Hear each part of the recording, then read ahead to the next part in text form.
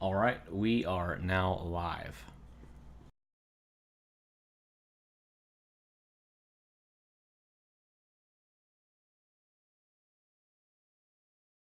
Is anyone else here? Yes, hello. Yes. Are we live? I've been alive for 24 years.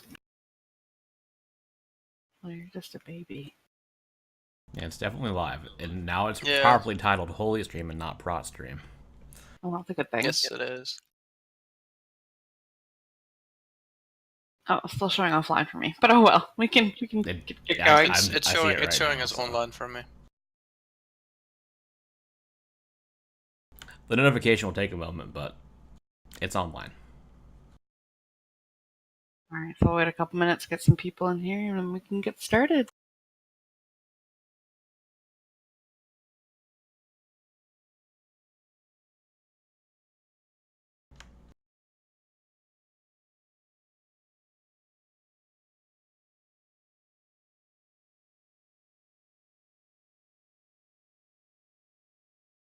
Hola. I read the checklist and I read point 16 as wakes up instead of wraps up. Oh, I'm already awake. Mm. I managed to get out of bed for this.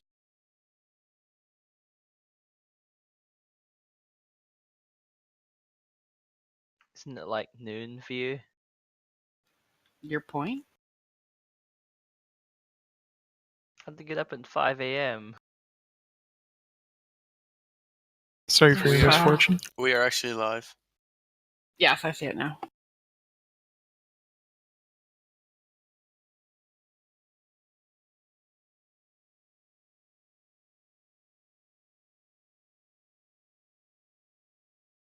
As you can see, we have a number of people here today. A couple of new faces.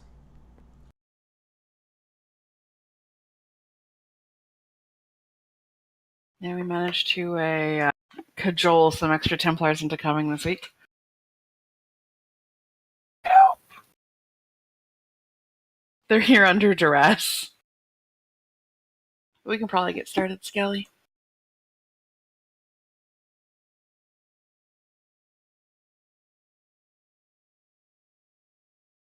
Yeah. Demon hunters in the group.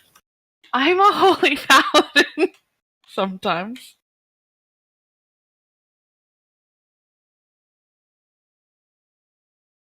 Yes, we are competing with the MDI stream, so But there's there's no paladins in the MDI, so the MDI is pretty boring anyway. Because like whenever a method loses, they remake it until they win it. ouch. Starting some drama there, Lil. Always. Can I start off by saying that we are going to recruit a new moderator, and that I think that Layla should be moderator. We already have a holy cat. We should recruit the holy pupper. We can't She's actually amazing. have a dog as a moderator, like an actual dog. We have a cat. We have a demon hunter traitor, so I don't see the point. You realize I'm I not think Cole is actually a just, cat, right? I think she's just worried for her position of safety. This is true. I'm Dogs are concerned for my job. notoriously not in favor of cats. And Layla seems to be the type to get along well with everybody, though. She can be the mascot. Alright, Skelly, you want to start us off? Alright, I guess we can start here. I will start with everyone's favorite part of the Holy Stream. If you are new here, you are in for a treat.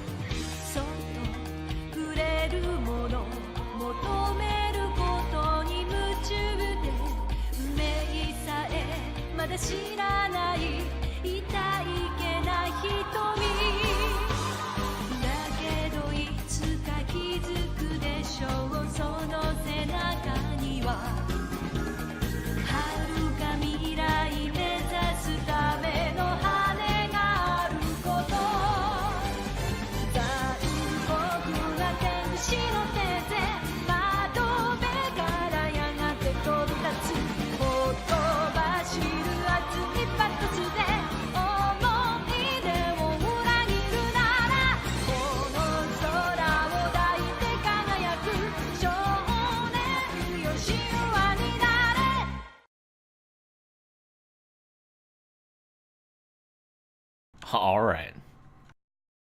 That still makes me laugh every time. Yep. All right. So today's stream, as we've mentioned before, is all about Glimmer. And today we've got a couple of our Templars in today. We've got Caster, who is a brand new Templar, so everyone has probably seen him around the channel. Very active, very helpful. We've decided to add him to our staff. And we also have Lil, and Punisher has decided to join us for us. So everyone say hello to them, and we will be discussing specifically everything Glimmer today, as it is the #1 topic in the Discord as of late. And everyone's asking questions about it, and we can go on about that. If you have any questions during the stream, just ask in the chat. Otherwise, if you have questions afterwards, the questions channel is where to go. So first of all, just quickly to introduce what is Glimmer. Glimmer is a current trait that was introduced with the latest patch with the newest raid, BFD. And Glimmer is a trait where Holy Shock leaves a glimmer of light on the target for 30 seconds. So it is a buff or debuff on a mob. And when you Holy Shock, all targets with this buff or debuff are damaged or healed for a certain amount of the initial heal or damage. So basically, you put Glimmer, you Holy Shock someone, they get the buff, you Holy Shock someone else, everyone with a Glimmer of Light buff gets a percentage of healing. The tooltip obviously just has a certain amount, but for a quick example, my logs this week, your average hit of a Glimmer heal is like 5 to 7k, and it can crit, so you can go up to, I think my max crit was like 25k. So it is a substantial amount of healing, and we will discuss that today. Quick disclaimer about Glimmer. So we do have resources in the Discord. We do talk about this quite often. Glimmer, all the resources and information that we provide is how to maximize overall HPS with this Glimmer, quote unquote build. And but you need to adapt this information to your own situation. So you shouldn't just be going Mongo HPS at the and sacrificing people's lives, sort of thing. You still need to heal properly. You still need to do mechanics. You don't want to let people die just because you're trying to spread Glimmer. So use the information with the caveat that we are just giving you data. We're not recommending to do this in any way. It is strong, but you need to make sure that you use it appropriately for your own situation. We do have some resources in the Discord and the FAQ channel. We've got a couple of guides actually linked in there. So if you want to read the basics and everything, and a lot of what we're going to be discussing today, there's written forms prepared by Palinol, Dreamguard, and I believe Volk. And there is also Questionably Epic, which is a new resource we've added in there. And that is actually a spreadsheet type resource and it supports Glimmer. And Caster is going to discuss that a little bit further before we get into some of the more nitty gritty. Okay, we're going to start with that. Yeah. So Questionably Epic basically just uses the same data as a spreadsheet, from what I understand. And it's a way to use a spreadsheet with a UI, pretty much. Website is in the FAQ. So you just go there and you'll get this screen. If you go through the button, it will guide you through putting in your details and a brief intro to it. If you want to do that now.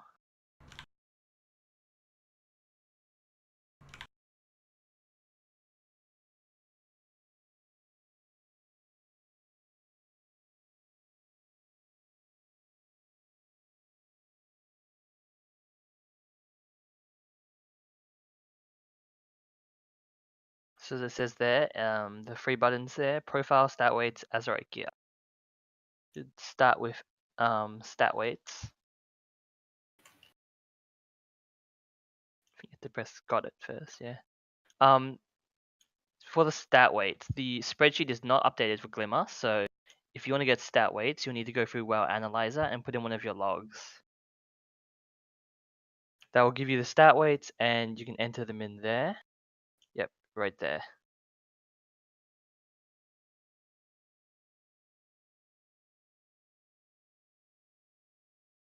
You can enter those in there, and that'll work. After that, you can put in your azurite in the. Yeah, okay. You can put those in if you want. That's from our log, so I'm not putting them in. I was just showing the edit button. Yeah, it's fine. Doesn't really matter. Go to the azurite button next.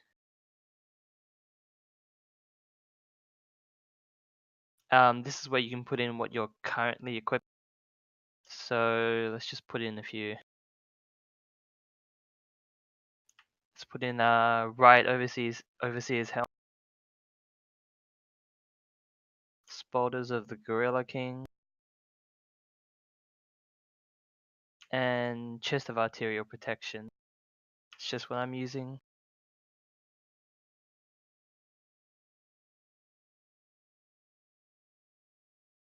What item level? Doesn't really matter. Just put it to 415.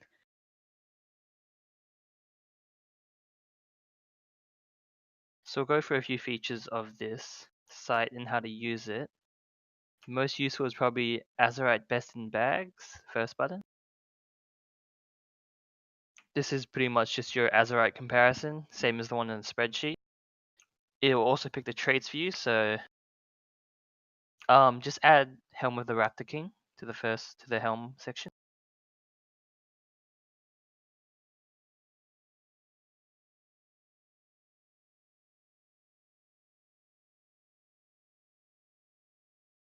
So the first thing to do is change the optimization from standard to Glimmer, just so it supports Glimmer, and bump up the neck level.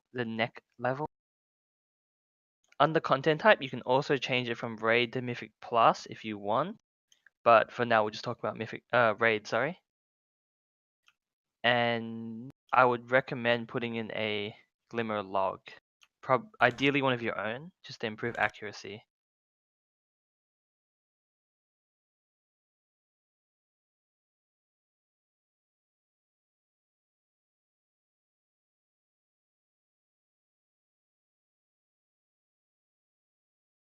Yep, and then just press compare. It'll tell you which traits are best for each piece, and it'll also tell you which one's better. So for the helms, it'll show which one of those two is better. So if you're ever unsure which trait to pick, you can just go through here. Do all the work for you. And that will also help for gearing for trinkets and other pieces as well, correct? Yep, I'll go over the trinkets after. Yep, so you can see it tells you which traits to pick.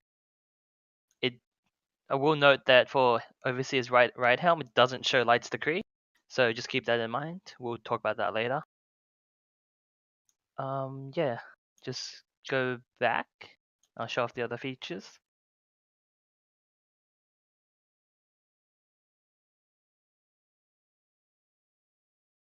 The Resident Roller. This is pretty useful if you're unsure of which piece, of which slot you want to roll for if you're Resident. Just change the optimization to Glimmer and press roll.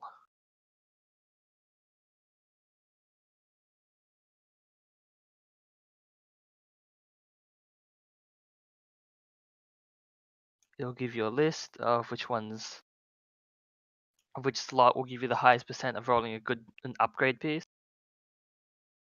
Yep, I'll go over Light's Decree when I talk about the Azurite traits in a bit. Oh, well, this is awkward. Is it telling you to roll for the pieces you have? Yeah. So if you have things to upgrade, it will tell you the percent of an upgrade and how good it is. I guess you've got some pretty good gear, Caster. Should probably change the Overseer's Riot helm to something else. Yeah.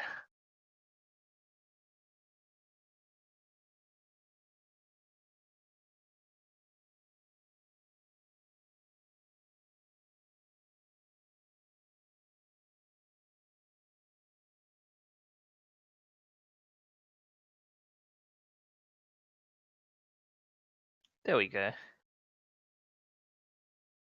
Tell you the chance of upgrade and the average increase in HPS. That's a pretty handy tool. the last thing we'll go over is the trinkets. It's pretty simple.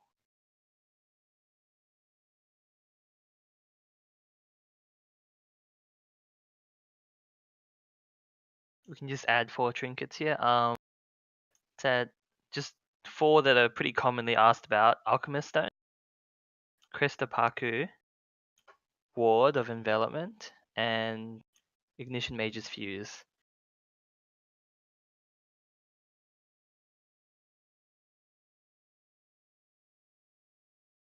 Because people ask about these trinkets a lot.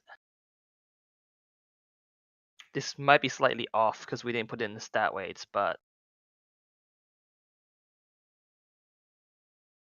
just showing how it works.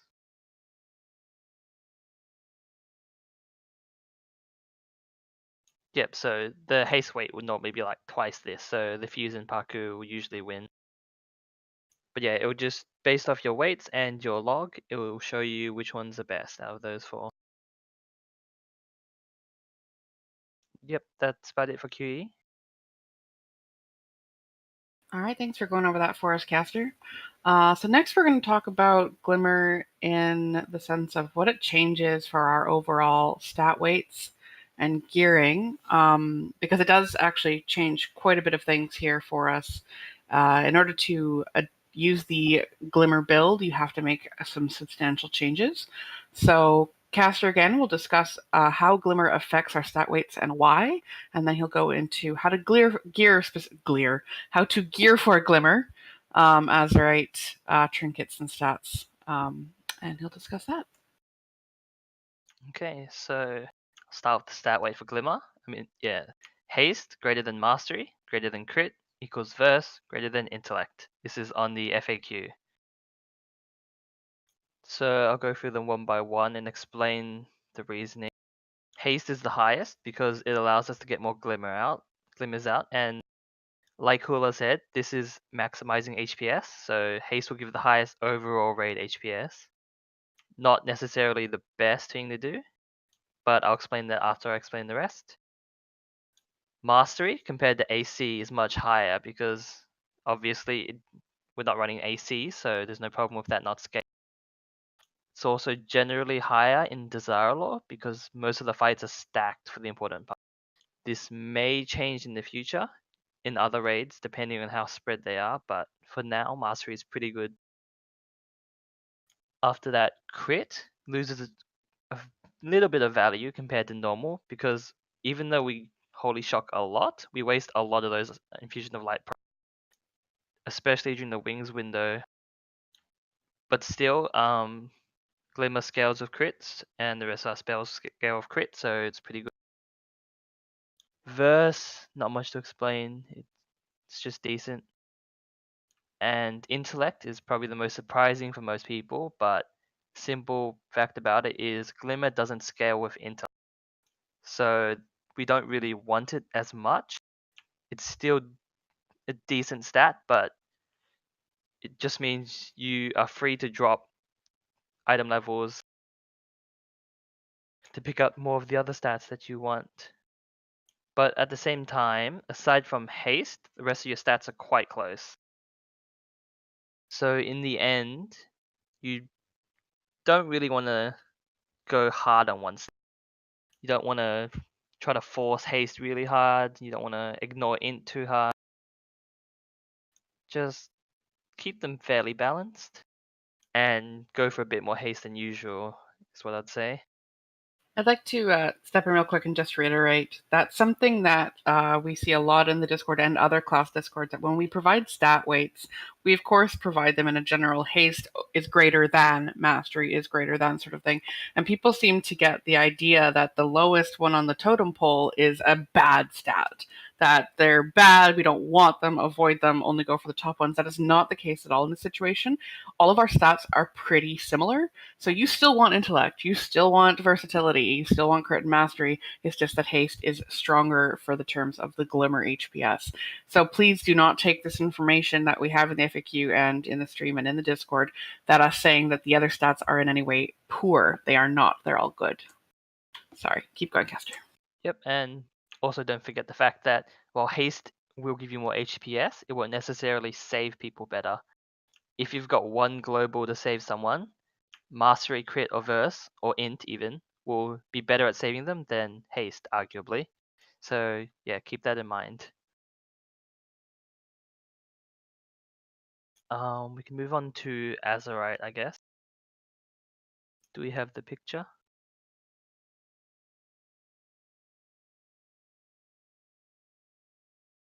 Okay, so these 4 traits are the more notable ones I'll mention. There's a few others, and if you're, like I mentioned before, if you're unsure, you can just go through QE, Questionably Epic, to pick your traits for you. But these 4 just deserve special mention. Glimmer, yep, obviously I'm not going to go over that, but the important thing to note is you need 3 Glimmer. On a good Glimmer fight, Glimmer will be your highest heal, so if you cut that by a third, that is a huge amount of healing you're losing. If you can't get 3 Glimmers, you're probably better off running the AC build. If you really want to run Glimmer and you hate the AC build, you can make do of 2, but just know that it's probably worse than running AC. Light's Decree is a ret trait. You can ignore the first part. The important part is Avenging Wrath's duration is increased by 5 seconds, which is increased by Sanctified Wrath to 6.25. This is actually pretty good because those extra seconds are when you have a ton of Glimmers out. It will do work, but keep in mind there's only 2 pieces that have Glimmer and Light's Decree that you can pick on different rings, and they're both Mythic Plus pieces. Also, you only want 1 of these, obviously, because the duration does not stack. After that, we've got Bonded Souls, which got nerfed in this current patch, but it's still pretty good. It's not super abyss anymore, but you still generally want. It's just a nice trait to have. Gives haste, healing. Right. Yep. Sorry. I mean, Light's Decree and Glimmer is on only 2 Mythic Plus pieces. There's PvP pieces, I guess. I'm not too sure about that.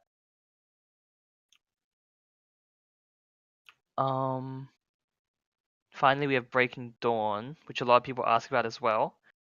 It's not exactly necessary for Desire Law, is what the general consensus is. Like I mentioned before, most of the fights are super stacked, or stacked enough. So you don't really need. If you want it and you can get it without giving up Glimmer, then it's fine to take. It's nice QOL. So there's a few others. Generally, aside from these, what you want to go for is Haste, Leech, some flat stats because procs aren't that great. But generally, you can just look at QE, and they'll tell you which to pick. Let's move on to the specific pieces. I'll go over which pieces there are for each slot, which are particularly notable, and yep, so helmets. There's other ones in this, obviously, and it'll be the same for the other 2 slots, but I'm just going to point out the ones that are particularly notable. If your piece isn't one of these, but it has Glimmer, you can use it, but the traits would be somewhat subpar. First is Overseer's Riot Helmet. It's a Mythic Plus piece you only roll. This is one of the only 2-piece Mythic Plus pieces with Light's Decree and Glimmer. So you can get Light's Decree or Breaking Dawn if you don't want that, and Glimmer. This is probably the best piece. Tempered Jade is from Jade Fire. It's worse because Treacherous Covenant gives Int, and we don't love Int as much. And it also has Bracing Chill as a 3rd trait, which sucks. It's alright. It's really easy to get, so it's quite a good trait. Helm, I'd say. Helm of the Raptor King, another Resident trait. It's also very good. Not much else to say about that.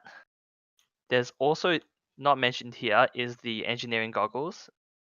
Those are pretty good. They're okay for Glimmer, actually. Not amazing, any of these will beat it, but if you don't have any other piece, the goggles are perfectly fine.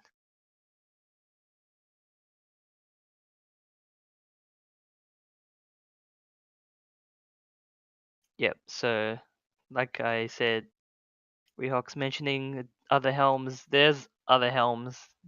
They're pretty good, some of them, but I'm just pointing out the particularly notable ones here. You can compare them on QE as well, so you can see how good your other helms are.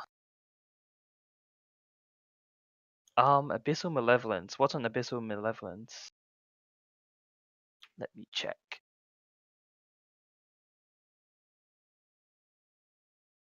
Glimmer, RI, overwhelming power, and passive visage. Oh, yeah, that's okay. These others are probably still better, but that's good. Chest pieces, breastplate of arterial protection, mythic plus piece. You get Glimmer, and you can pick Breaking Dawn if you want it, or Blood Right, which is a really good haste trait. Chest Guard of Deep Denizen is one of the decent ones. Not amazing, but it's pretty decent. Radiant Incandescence is okay, it's not amazing. And Glimmer, obviously. Champion's piece is, again, like the Jadefire one, it's okay. It's just really easy to get, which is why I'm mentioning it. Oh, also the Chest Guard of Deep Denizen has pretty good other secondary traits. There's life speed particularly, which is the haste trait. And it also has And resounding. yeah, I think there's impassive visage. No, sorry, yes, resounding protection, which is probably one of the best 4th-ring traits. And shoulders, last of all. I would like to mention real quick, sorry, we do see a lot of people asking about Radiant Incandescence specifically because it's a Holy Shock specific trait, and Glimmer is a Holy Shock, based build. But it is, while it looks on its face that it's going to be fantastic, it is okay. It is by no means something to strive for. But if you get it, it's decent, but it's not like a huge trait for us. If I can butt in, I'd say the healing from it's probably almost comparable to Bonded Souls, maybe a little bit weaker, but you lose the haste that you would get from Bonded Souls. Yes, excellent point. Like on average, you're probably going to see around like 1% of your healing contribution being from Radiant. Just an experience with me having it. Okay. Yeah, it's pretty not. It's okay. Grong shoulders, Spotters of the Gorilla King. These are probably less bis than they were before. Again, because Bonded Souls nerf, but it's still a good piece. It's really easy to get. It's got life speed as well after those 2 traits, so more haste. It's a good shoulder piece. Can't go wrong with that. The Tinker shoulders are, like we mentioned just then, Radiant Incandescence. It's decent. And the other one is the other Glimmer Lights Decree piece, Lockjaw Shoulder Plus. Mythic Plus only, and remember that you only ever want 1 Lights Decree. Thankfully, the second trait is Trade Winds, which is pretty decent, so it's a good shoulder piece as well.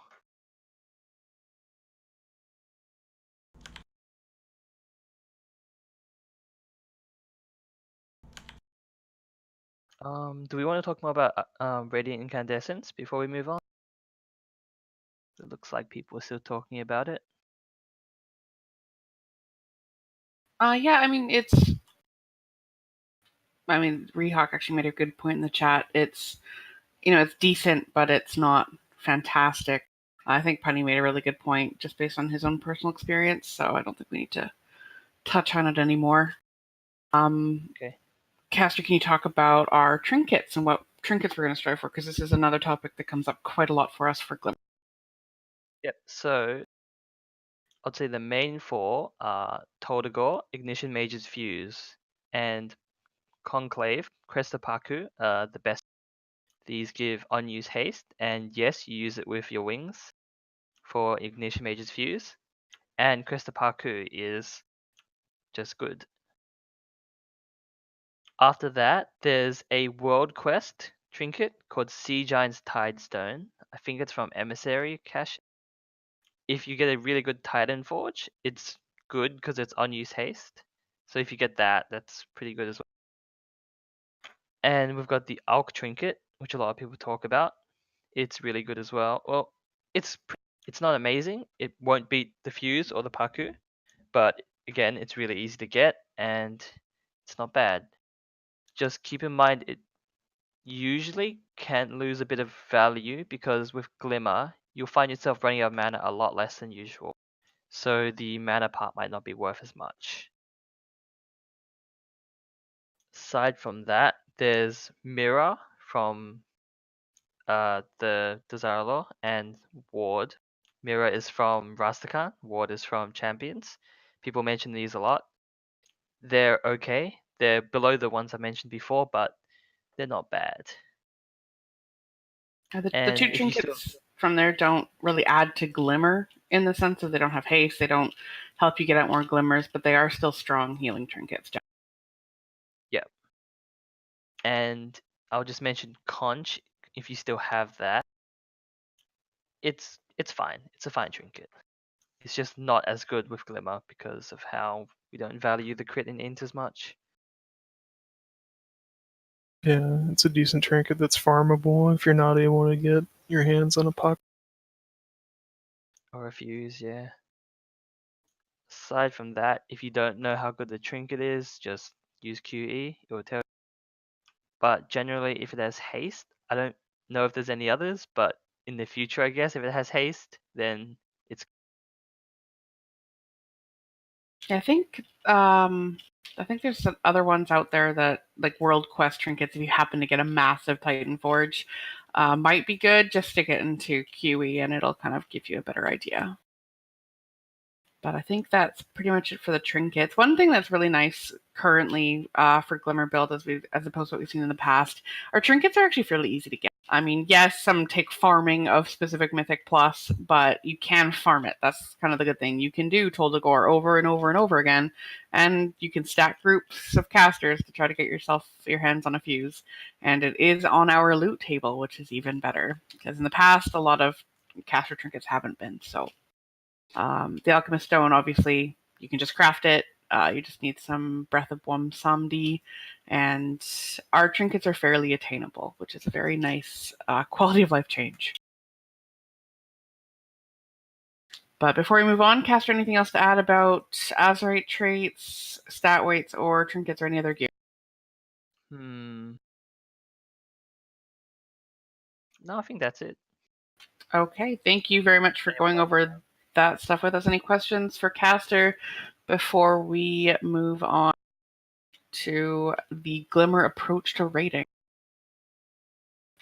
I don't think so. All right, so we're now going to discuss how to talent for Glimmer, because talents are also going to be changing from the standard AC build for Glimmer, and how those talents interact with and affect Glimmer, and also the general approach for raid healing for Glimmer, and Punisher is going to discuss those for us. Alright. Where do we start? Let's see.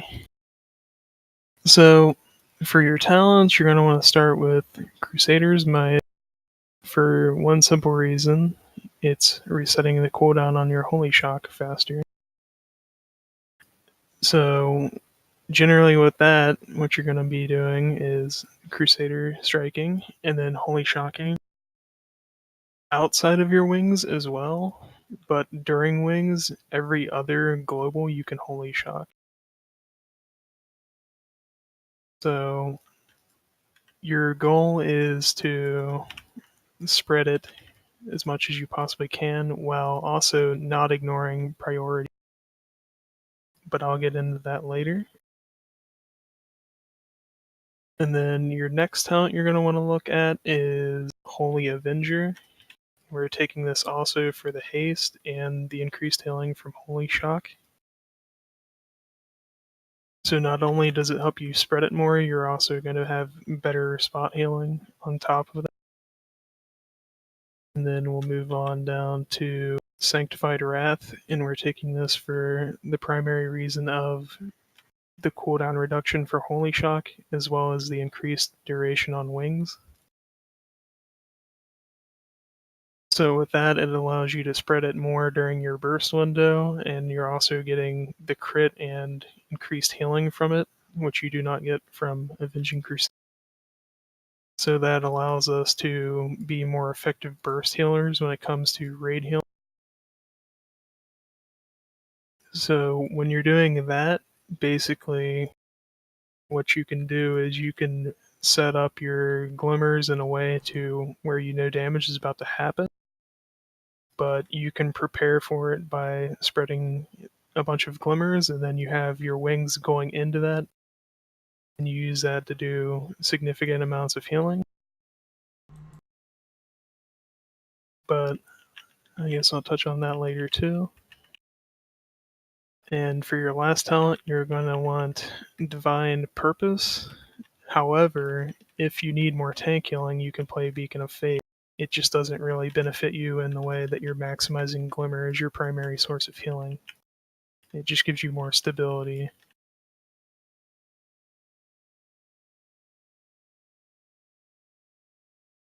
So, covering the talents,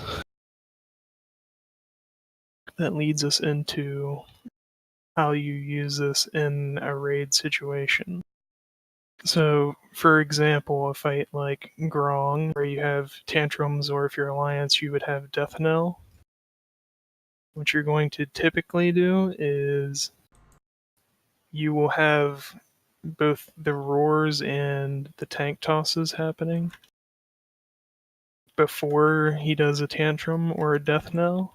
So you can use that opportunity of damage being taken to not only heal and not waste a bunch overhealing to build your glimmers, and you can be prepping for the big damage event that you're about to get. Now, you're going to want to do this in a way that you're not wasting it all, because depending on your guild, I'm not sure how other people throw their first orbs from the ads, but the way we do it, I can typically wings the roar and start spreading glimmers, and then my wings will carry over through the tantrum. So you're going to want to set it up in a way that your cooldowns are bleeding into the damage that you're taking, so you're getting the increased healing during it, while also having all of your glimmers up.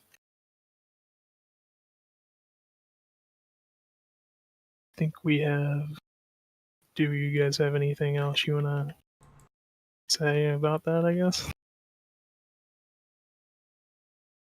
No, not personally.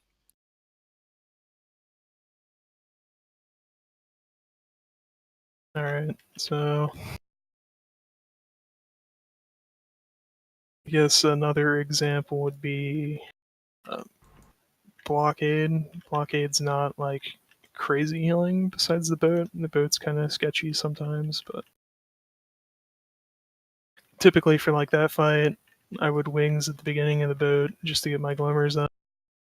It's because I guess you're just taking a lot of damage typically. If you're on the left boat, I'd say probably wings on the pool. If you're on the right boat, I don't know if I would do it or not.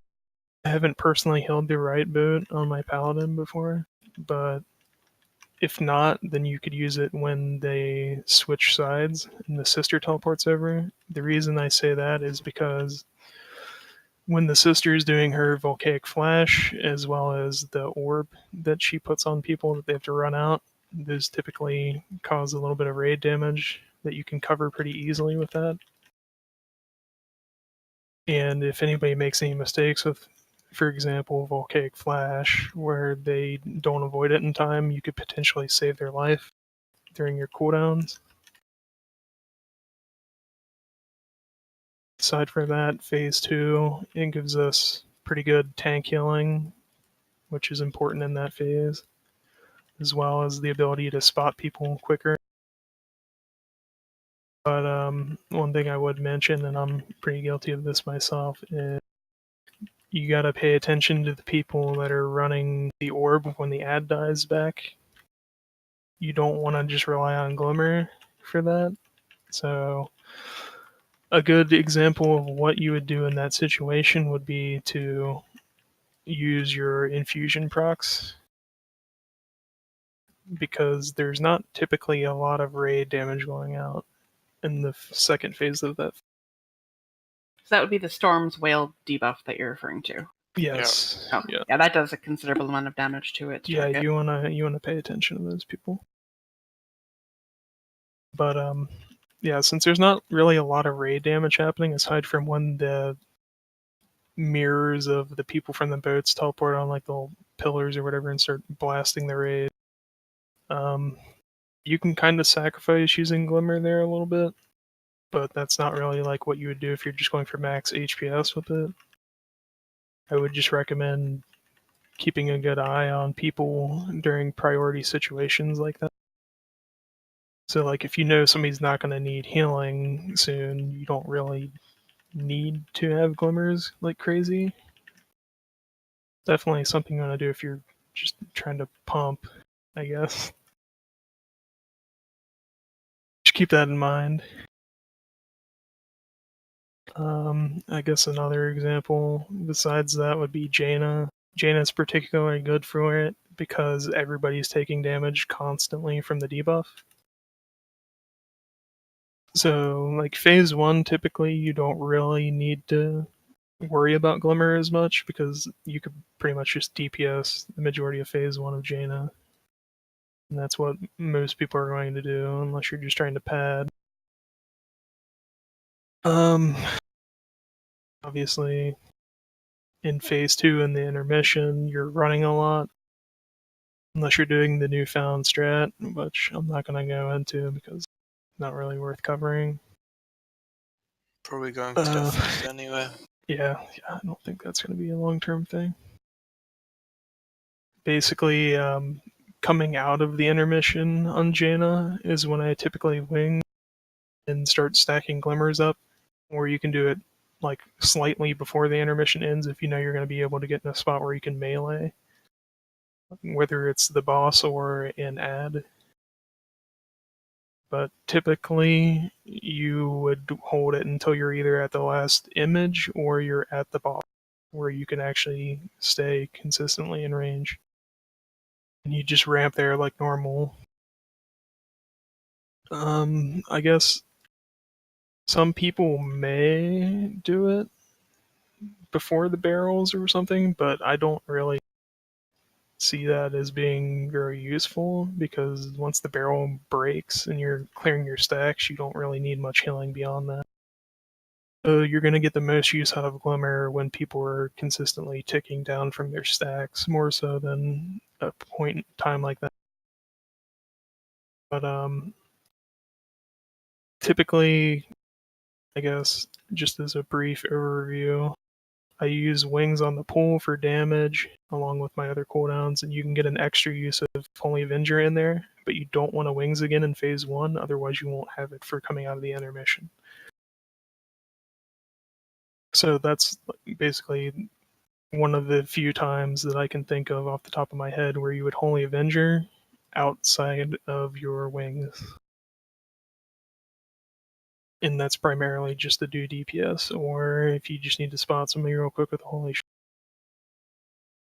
But besides that, my third use of wings is typically around the time the second Siegebreaker is coming out in phase 2, and you're ramping there because you're also taking high stacks as well as those Siegebreaker hits coming out and do you a lot of good. And then going into the last phase, where everybody's just getting blasted, you can pretty much use it. I would recommend using it after you move for the Frostbeam bait, just so you're not running while you're using it, which is typically around like 8 minutes in the fight.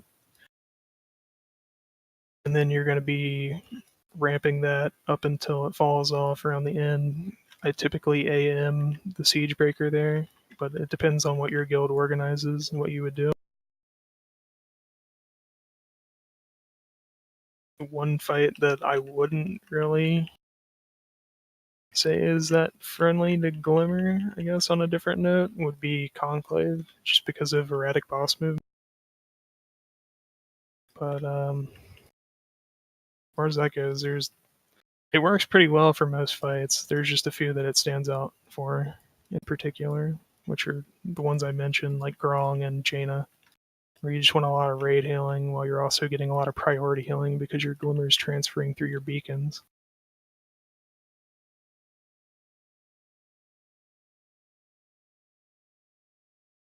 One thing I'll add is with your wings window in particular, you should really not underestimate how long it is. It's like with Light's Decree, it's like 32 seconds or something. That's really long. Like on Mechatalk, for example, if you use it right as a crash comes out and you chuck out a few shocks to top people up, spot heal people that need it, it will be up for the next crash. It will still be running and it will pretty much be the best point for it even. So when you're planning out when to use it, just remember it's really long. Yeah. That's also why you can typically use it like going into a damage event and start ramping beforehand, as long as it carries over through it, just because of how long it lasts. You get coverage for quite a while, and then in doing that, you're also setting yourself up to have a lot of glimmers out instead of using it right as the damage happens. So you've already got a bunch of glimmers rolling, and you can quickly recover from.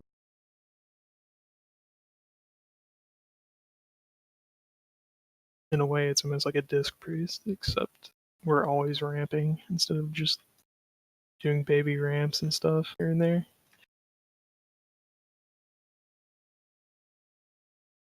My apologies. I had to get up briefly to deal with the spider. Did you discuss Divine Purpose and which fights to use it versus Faith on? I mean, honestly, it depends on a personal level. Like in my experience, I've been able to play Divine Purpose on basically everything.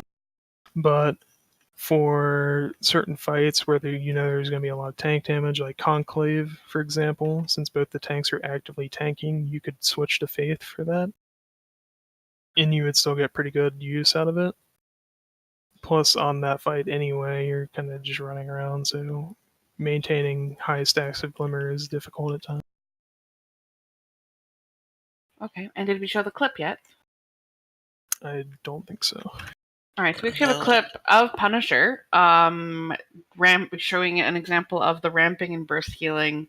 And I believe this clip is from Blockade, so we can watch his stream. Skelly, if you can bring that up just to give an example of what exactly he's talking about, what it looks like. Nice reference. That was epic, please. Thanks, dude. You got a gamer suite? Only gamers can. So, as you guys know on Blockade, when you're on the boat, that's the majority of the damage. You've only got 10 people, so that's kind of really nice for Glimmer, because you can basically get it on the entire group there.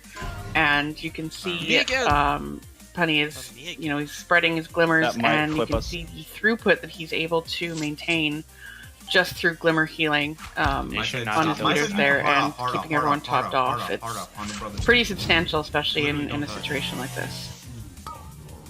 I touch. No. Whoa. Touch it, a fishy.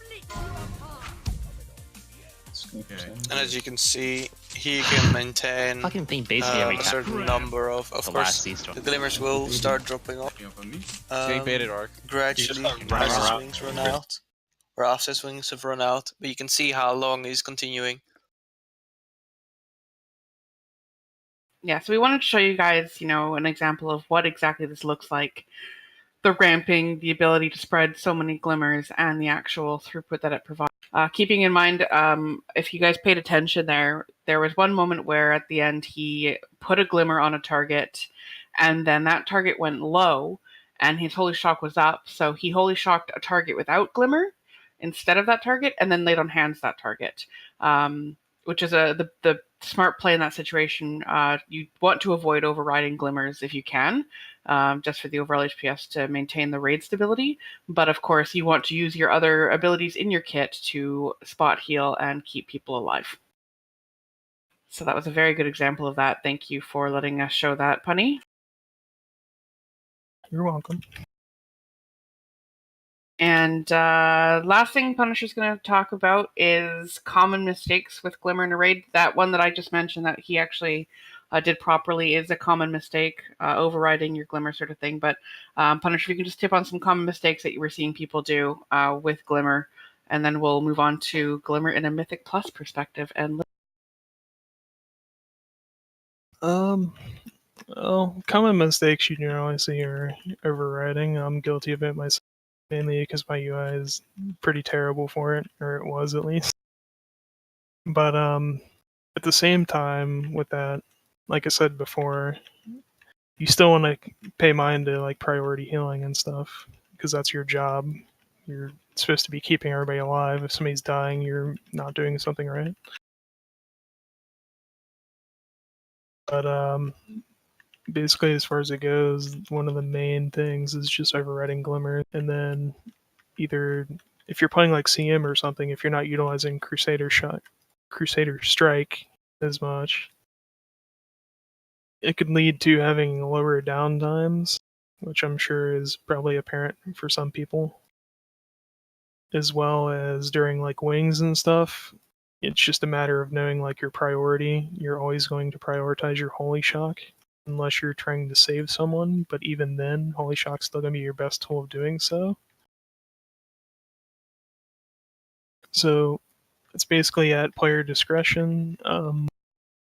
Just know that your job as a healer is to keep everyone alive, not to do the most on the meters.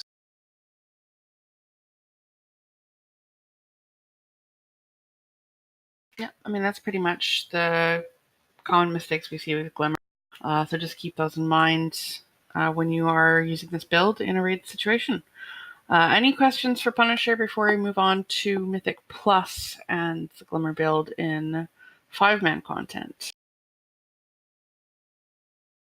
Another mistake I'll add is don't cast Judgment unless you're just doing it for DPS. A lot of people are probably used to it by now, but especially during Wings window, you don't want to waste GCD on Judgment. It contributes nothing to Glimmer except DPS. That is a very good point. Thank you, Caster. I myself am guilty of this. When I first started using Glimmer, I had to swap my keybind to avoid hitting Judgment so much. Because it is definitely something that has become muscle memory for a lot of us over the past year. Another thing that I personally have noticed is you want to be hyper aware of the difference, the CM trait and the cooldown of Holy Shock, both in and out of wing. Because sometimes you will have Holy Shock coming up in like 2 seconds, and you'll have a Crusader Strike available, but the GCD will be coming, or you're on GCD, so you don't want a Crusader Strike again, because then you've got Holy Shock downtime. So just be aware of how Crusader Strike, cooldown reduction, your GCD, and Holy Shock line up. You don't want to be using a Crusader Strike charge when Holy Shock is up, or just about to come up, because then you are not making the most use of the talent. Yeah, adding to that, don't forget that Crusader Strike has 2 charges, so even if it's like up, it doesn't mean you have to cast it right then because it will keep recharging. Yes, that is a good point. So moving on, we will talk about Glimmer in Mythic Plus and 5-man content, and this is also going to include discussion of how Glimmer adds to our DPS capabilities. So Lil will be discussing this, as he is, I believe, our resident HPAL Mythic Plus player, since I don't do it. I find this very questionable, but sure. I'm the person who actually does Mythic Plus, I suppose. Okay. As a Holy Paladin. Sometimes, yes. To start off, we're looking at the build, and the build for Mythic Plus for Glimmer is by far like almost the same. Sorry, Wally, 13s are a bit low for my standards. I think that the big misconception to start off with is that there is a Glimmer build for Mythic Plus. It's not so much a Glimmer build for Mythic Plus, it's the Mythic Plus build with Glimmer. Because the talent usage is almost the same. Like, sometimes you, if you played 3 Glimmers in Mythic Plus, you are probably a bit more reliant on playing Divine Purpose instead of Beacon of Virtue. But outside of that, you're still playing Sanctified Wrath, you're still playing Holy Avenger, you're still playing Crusader's Might.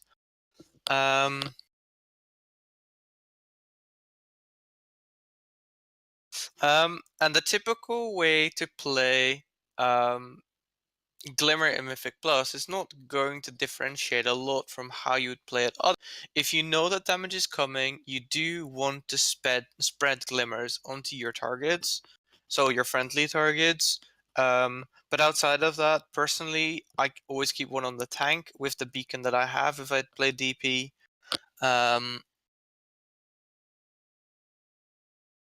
But you don't want to use you don't want to spread Glimmer for the sake of it, just to do it and to keep it on people.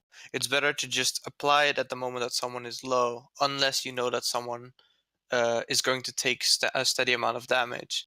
It's not like in a raid environment where you know you're going to ramp. If you don't need to ramp in Mythic Plus, and ramping in Mythic Plus is a lot easier because you have 5 targets instead of 20. You don't have to, and you're better off spending those holy shocks on targets that are hostile. And here comes in the next part that a lot of people seem to question at times, and that's DPS and Mythic Plus. Yes, Lufun. If you know that someone is going to be in danger, of course you're going to keep them calm. And on bosses like Galvast, during bursting, the Sand Queen in Toldagor, for instance, it's very useful to spread glimmers onto the whole party like that. But if only one person is going to take damage at a time, there is no point in spreading glimmers. You know, it may look nice, and if someone is going to be at 90% health, that Glimmer might top them off, but you know, you're better off spreading your Glimmer to a hostile target and speeding up the pack, or speeding up the boss, or preparing for damage that is coming. Because not everybody needs to be topped off at all times. Unless it's Grievous.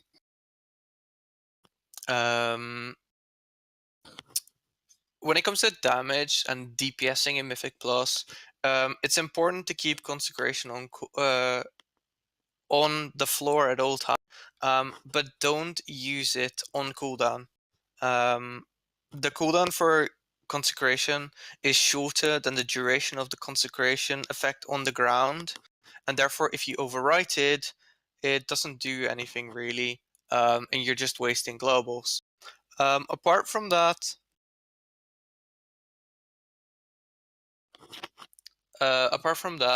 you specifically want to spread glimmers on targets that are important. Say on bolstering, if you have 2 high health targets, you want to focus those down, and just ignore the others. It depends a bit on the situation, but you start off with Consecration at all times. You judge if you have a target that you want to DPS, because Judgment is a DPS increase, since it's a hard-hitting ability. And it also empowers the next spell, which in general will be Holy Shock. I see a lot of discussion about Beacon of Virtue. I agree, Beacon of Virtue is not always needed at all, but sometimes you just have to have it. For myself, doing a 21 Tilda Gore this week, the Sand Queen is an absolute monster, and you just need it there. The same I felt is that I felt like it helped in on the last boss, where the healing from a Glimmer itself is not going to do something, but Beacon of Virtue also applies burst healing, which is very nice because 3 targets are going to get hit with the rounds. Yes, you can still pre-cast Flash of Light into Beacon of Virtue.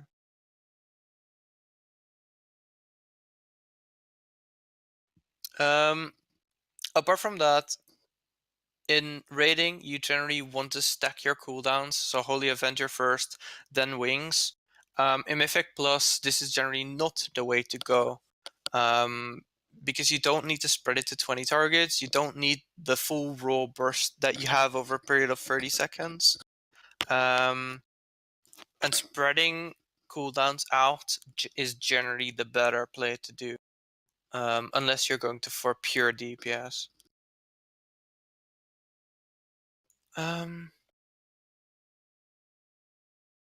Any specific affixes or dungeons where you have different approaches or different talents that you'll take, sort of thing?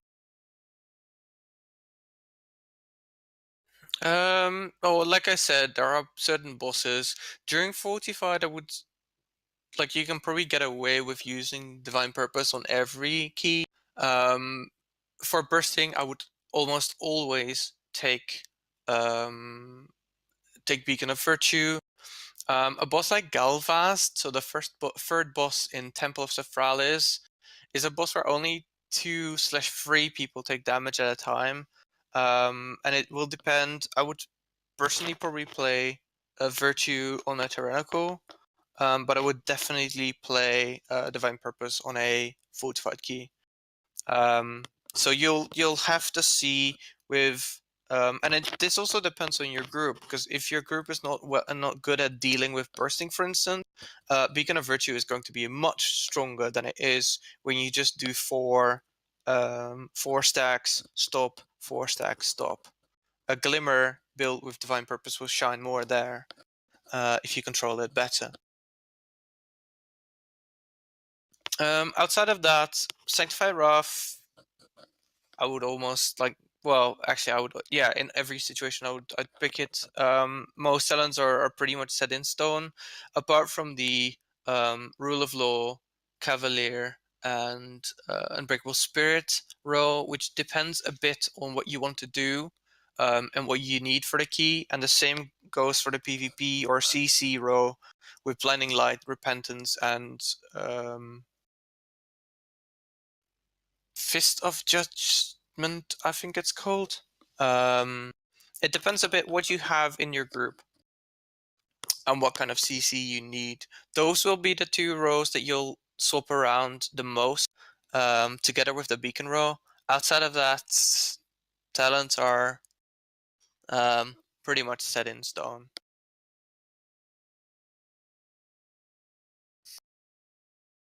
All right, and Punisher, Caster, anything you guys want to add about Mythic Plus healing with Glimmer?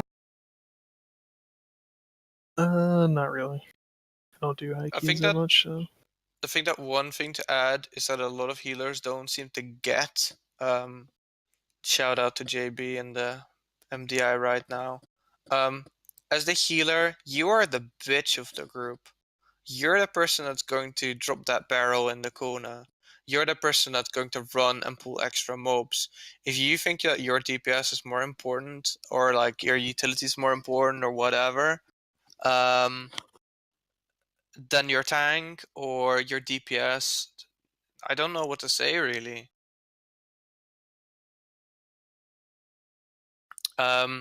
It's like, for instance, I often run with a Prot Warrior, and he does a massive amount of DPS if he can spec into it. And it's better for me to play a bit more defensive and a bit more healy than for me to go all out DPS. And like, the difference will be for me like 2k across the dungeon. The difference for him will be 5 to 7k. There's a big difference there. And yeah, you're going to be the bitch either way. Like, you're the healer. You're the support character. If your tank is supposed to run the barrels, for instance, to specifically name that boss, that means the boss is going to run all over the place. Not only fucking over your tank, but also fucking over the DPS, because they have to follow the boss. That's a very good point. So yeah, just to say that, and I feel like people that are, and another point that I feel like a lot of people in lower keys are not seeing, is that damage, and this goes for raiding too. I think Punisher can agree with me here that if there's no healing to be done, do damage.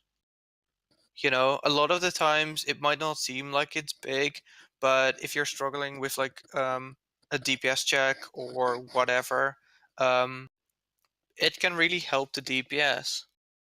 Yeah, I'd say it's pretty important in raiding, especially in early on progression, when DPS is a little bit lower because your gear is not quite as good yet. Yeah, for instance, the first week when we were progressing Conclave Mythic, we struggled a bit with making the DPS checks on the first 2 bosses, and us as healers doing more DPS was better. Like it helped. It made us make the DPS checks a bit easier, and that's really important. And in Mythic Plus, it's the same thing. If your tank is kiting the mobs and you're just standing there, say during necrotic, and he has 35 stacks, and you're trying to heal him, just DPS. Like, not only are the mobs going to die faster, you're not going to heal that person because he has a 70% healing reduction. Just like precast and like time it with like when his necrotic drops off. So you like ultimately keep a good balance, which means that in lower keys, if you're just standing there healing for the sake of it, do something. In higher keys, if you're just DPSing for the sake of it and you're almost letting your tank die or letting him take defensive trades where he could go offensive trades or whatever, consider doing a bit more healing or playing a bit more supportive. Communication is really important. When do you use cooldowns? When does your tank use cooldowns? And when do you need to use cooldowns? Vinley, I would probably. Well, we don't run with an arms warrior generally. That's actually an interesting question. Probably the outlaw rogue. It depends a bit on who has the cooldown, rather the short cooldowns, because you don't, in my experience at least, want to use longer cooldowns unless you pull it with trash or a boss. This week is an excellent week to pull reaping into bosses. And if you can use stuff there, like your demon hunter is probably going to die if you don't bop him with your IB. Keep in mind, mages have block and Yeah, and rogues can invis. sure like they can tricks, but tricks only last 6 seconds. And reaping packs, even if you don't bring an outlaw or an arms warrior. I mean, Wooly, sorry. But like in that situation, I would personally pick the demon hunter because the demon hunter is instantly going to get smashed. Second target would be an outlaw rogue. As you said, they can like vanish or tricks or whatever, but that only lasts so much, and they need to reaggress. I personally don't run with warriors. Sorry. And an arcane mage, we personally only run those in tyrannical. It's a situational situation. It's who's gonna die because they have the aggro. Yeah. Who has abilities to deal with it. I mean, a DH, yeah, they might get aggro from an I-beam, but they can blur, they can darkness, they can kite, waiting for the tank to get aggro. It depends a bit on who does what. Like in general, from my experience at least, a demon hunter who goes full Mongo I-beam will probably get the most aggro and will probably get instantly either 20 stacks or just like get smacked.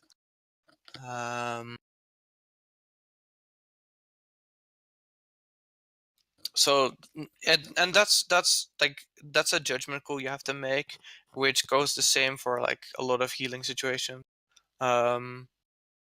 We often get asked in the questions channel, how do I use my holy shock? How do I use Light of the Martyr? Oftentimes that's just a like spell choice. Is a judgment call. I just want to touch real quick on the point Lil and Punny made earlier about, if there's downtime in a raid situation, you want to be able to contribute to damage. And one issue I've always had with this, yes, we have done fantastic damage as Holy Paladins over the last couple of expansions, but one issue I've always had is you had to make the choice on a GCD is, I'm going to do this for damage or am I going to do it for healing? Because they didn't do both. Glimmer actually affords us the ability to contribute to both simultaneously. So that is one thing that I like about the build, that if I am going to contribute damage, so if, say, there's a bit of downtime, there's not much damage going out on the raid, and I'm going to holy shock a boss or a mob, if I have glimmers out, those people will still get some healing. So that personally, to me, is a big benefit of Glimmer in a raid situation, is knowing that my GCDs are contributing to both damage and healing if I choose them to. Otherwise, before it was one or the other. But any other questions for Mythic Plus situations? Otherwise, we will move onwards into our log review. I just want to, again, the thing that we've pointed out a number of times so far, I want to again bring it up for those that maybe have come in halfway through. The information we're providing for Glimmer is just how to maximize its overall HPS. You, of course, still want to heal properly, adapt the information to your situation. Do not just go full Mongo and ignore people that are going to die because you need to spread Glimmer. And I believe Lil is going to take point on a log review that we've prepared. And then I think that's the last thing. We'll wrap up the stream afterwards. Okay. Yes, we've had several people enter the or submitted a log for us to review. Chi has one, and I'm going over the log that is specifically the first 3 bosses as kills on Mythic, and then Opulence progress. Specifically, try 10, which is the longest try. Yeah. So to start off, build-wise, please don't play Mercy. I understand it looks cool, blah blah blah. Mercy just fucking sucks. I'm not gonna like lie, or like be nice about it. Mercy just fucking sucks. It's nice that it does like 5k HPS. That's really whatever. If you fuck up, and you know, personally, my guild fucks up the Grong Zap interrupt a lot. Devo is amazing.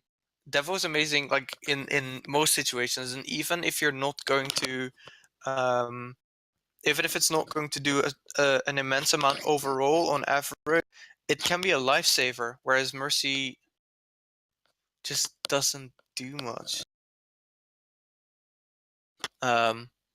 And if you play Mercy, I'll actually be disappointed. I'm not angry, just disappointed. Okay, Dad.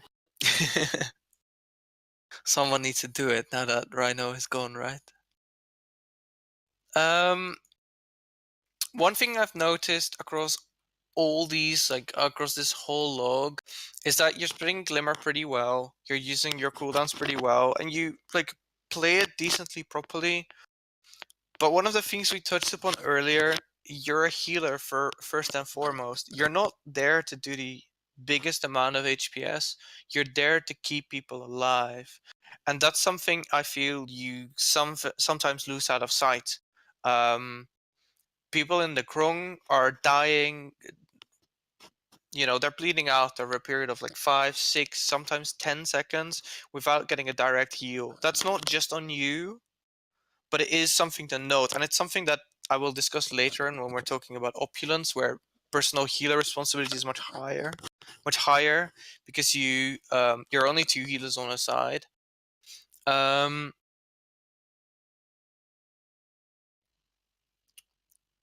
First and foremost, you're there to save people and keep them alive. If people are bleeding out because they have 3 stacks of the debuff after a tantrum, just Holy Shock them. Or use an infusion to keep them up if you don't want to Holy Shock them. Or Light of the Martyrdom. But keep them alive. You know, it looks better on the meter to just Light of Dawn those people at 80% health in front of you. But it's way more worth it to Holy Shock the person at 10% health that was doing the zap. Overall for Grong, I don't really have anything more to say, really. I don't know if the others want to contribute here. Just say that especially on Grong, Devo is disgustingly good. Just, you know, to reiterate the Mercy is dog shit part. Yeah, even on Mercy's weak or Devo's weakest fights, it still just dunks. if you compare like the average HPS to the damage reduction. Yeah, and not just that. I think Hula, we touched upon this in like our very first stream back in old, where I personally mentioned how even on a fight where Devo is weak, say Zekvos, a fight where Mercy gets pretty close in value to the DR per second of Devo, Devotion Aura can actually cover with Aura Mastery the shitty overlaps on the fight. For those who don't remember, Zekvos on Mythic has the shitty overlaps between having ads that slow, having the casters that like cast, and having the chain lightning ability that like heals, that hits people. Um, with the donut rings, if you use Aura Mastery there, it actively saves lives. Because early on in progress, you would get insta killed by the darkness, but with Aura Mastery, you didn't. Mercy doesn't do anything there, whereas Devo saves lives, and that's your first priority: saving people's lives, keeping them alive. Okay, to continue, Skella, could you go to the WoW Analyzer link that I linked you?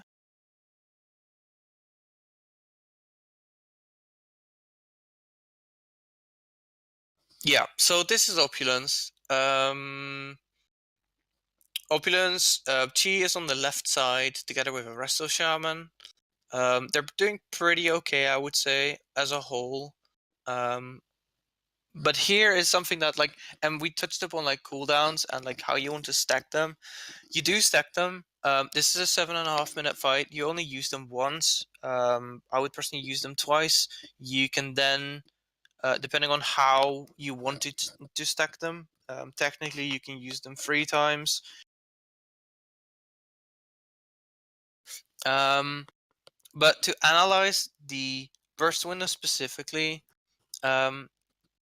I always personally try to start my my wings with having Holy Shock up, or having Holy Shock come off cooldown in during the global where I press wings.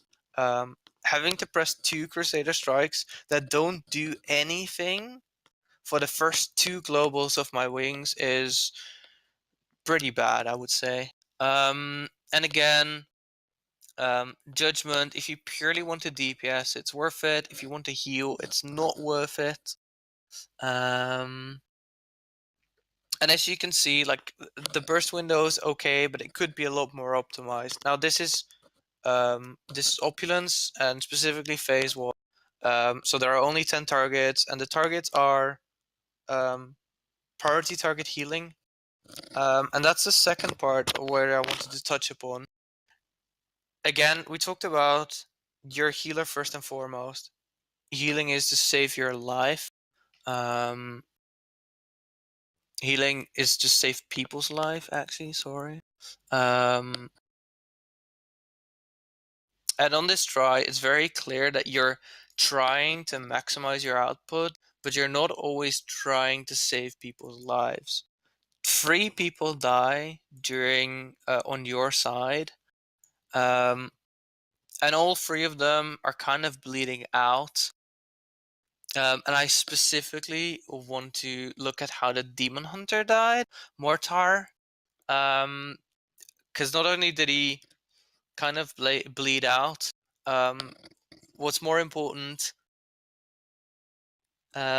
is that you're kind of neglecting your duties as a healer.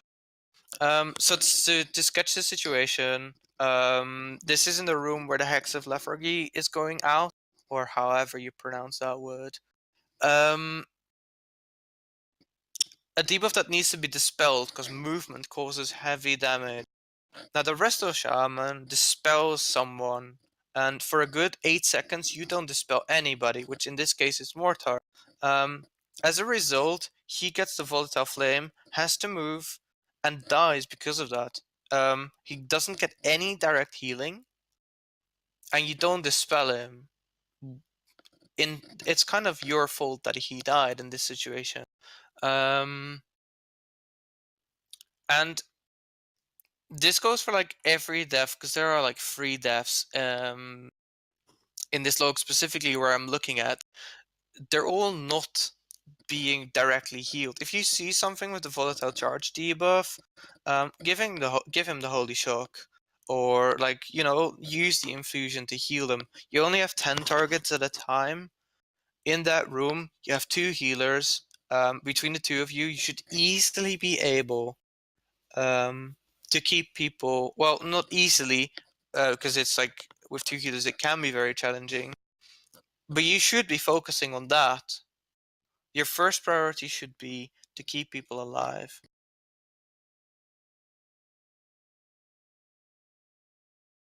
Sorry, Wally, I know that I'm toxic, but I want to really get this point across. Does anybody have anything else to add?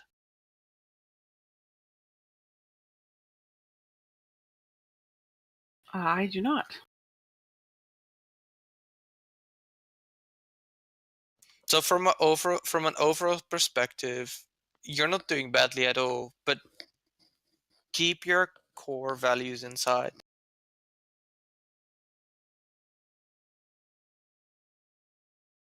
Wally, you're banned. Just remember, if your raid dies, the boss doesn't. Excellent point. Unless it's coin shower, because then you want people to die instead of kill you. Yeah, but you just bop them. Or they immune it. Shout out to the person that I will not name in my raid on Wednesday that thought it was a good idea to, with like 12 people alive, do the coin shower on the raid and self-kill themselves, which cost us like 40 minutes. I totally forgot to bop my person this week. I just let them die. I mean, one of you're a our demon hunter, warlocks. so it makes sense. It was one of our warlocks. I don't feel bad. You could I have ran could- out and dropped darkness on him. I Yeah, don't just raid run as a out. demon hunter in Mythic. Just heroic. It's actually funny. I'm on my demon hunter right now. Yeah. Yeah. Quite sure if you're a paladin main anymore. Like specifically only a boss or a boss with ads, Finny. Because like if it's purely single target, Judgment is going to do like is a better global to spend. But like with ads, say on opulence, you of course want to keep up the consecration. But then again, consecration has like a 12-second duration, so you can like cut it short a bit early if you know that Judgment is going to come off cooldown. Purely talking DPS. Do we have any other questions in the chat for anything we've discussed at all today? Otherwise, I think that's pretty much it. Anyone have anything else to add before we wrap things up? No? Okay. So that's it for today, guys. Thank you for coming by to have listened to us blather on about Paladins, and specifically Glimmer. Again, please head to the Discords for any other questions you have. The questions channel is there. We are there at your disposal. Other regulars are there too with very good insight to add. And the resources in the FAQ channel rather are phenomenal. Please use those. Some people like Glimmer, some people don't like Glimmer. Try it, don't try it. It's up to you. We're just giving you the information. So if you do want to try it, you can hopefully do your best at it. Thank you And guys if you again. find you don't for like coming it, out. you can always play Demon Hunter. That's another good point. Or you Yeah, can just like- watch lots of anime. So that's what holy paladins love to do. Yeah. We talked about how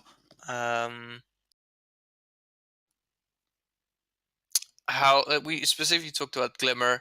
Avenging Crusader is still a viable build to play.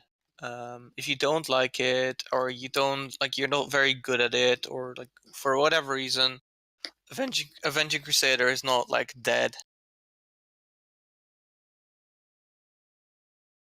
But boy, is it trying. Yes. Yeah, they're both still very close, and it's kind of what do you prefer, and just what would your raid benefit more from, and what are you better at? I mean, if you are tip top at using Avenging Crusader and you are abysmal at spreading Glimmer, then obviously the AC build is going to benefit you more. So yeah, I think that's an important point to make as well. If you're coming into the spec, it can be a bit overwhelming. Glimmer is, I would say, a decent amount more difficult to play properly than Avenging Crusader is. Plus, it has way more requirements in terms of gear. You need specific Azerite for it. You need, or preferably, you need specific trinkets for it too. I would Very probably advise. attentive. Yeah, I'd probably advise people who are purely new and starting out with the spec. Try Avenging Crusader first, and gradually, if you feel like you're up to it and you want to perform like with Glimmer, gradually make the change. yes, very good advice. I think that is it for us today. Thank you guys for coming by for yet another holy stream. Please let us know if there's any topics you'd like us to cover in the future. You can just mention in questions, DM myself or a Templar if there's anything else you want us to cover coming up. We do have a new raid coming up pretty shortly, so hopefully we'll be able to touch on the changes that come with that next time we're around. All right, and I'll have this uploaded to YouTube later, and I'll link it for you guys to review it, because Twitch does delete VODs. Our Ret stream is Saturday coming up, so if you want to hear us rant about that, we're probably going to be talking about Ask Mr. Robot and their new guides. So, And shoes. Oh boy, can I attend? yes, everyone is welcome to attend. But I'm That gonna. should be an entertaining stream. That is That's the gonna end be for now. fun. That's your preview, and have a good week.